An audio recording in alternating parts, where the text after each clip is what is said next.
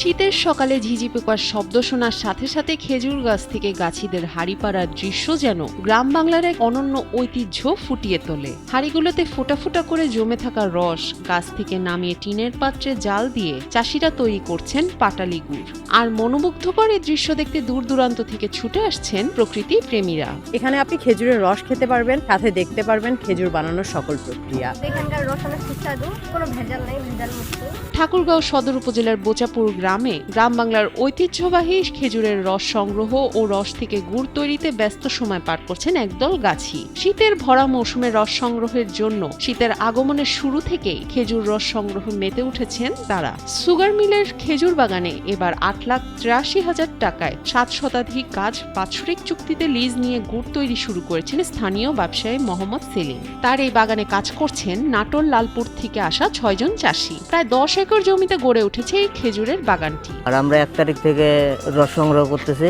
ঠান্ডাটা শুরু হইলে লোকের সমাগমটাও বাড়বে, আমরা মনে করেন যে ইনশাল্লাহ লাভবান হবো। গাছ আছে আমাদের 700+। রস আপনার 100 টাকা লিটার আর গুড় হচ্ছে 300 টাকা।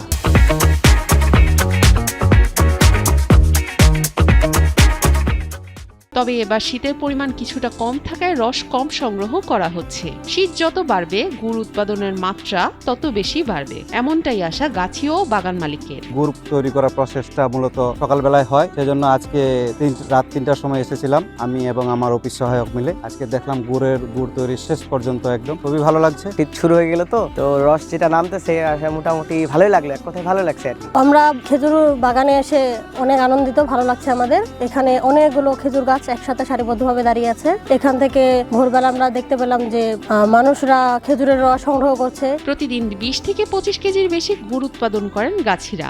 সেই সাথে 100 টাকা লিটারে খেজুরের রস বিক্রি ও গুড় প্রতি বিক্রি করছেন 300 টাকা কেজি করে। এখানে আমরা খেজুরের গাছ 11টার দিকে গাছ লাগানোর জন্য উঠি, আর 3টার সময় আমরা রস নামাই। এই রস নামানো চুলায় জাল দিয়ে গুড় বানাই। রেস্ট করে যখন জুমা একটু এসে যাই, তারপরে আপনার ওটা আপনার পুরি বলা হয়, কেউ বলে সারা, কেউ বলে দেশ বাটি, এটার ভিতরে রাখা হয়। ওটা যখন শক্ত হয়ে যাবে আর একটু পরে 10 মিনিট 15 মিনিট পর এখন ওটা তুলে সেখানে বিক্রি করা যায়।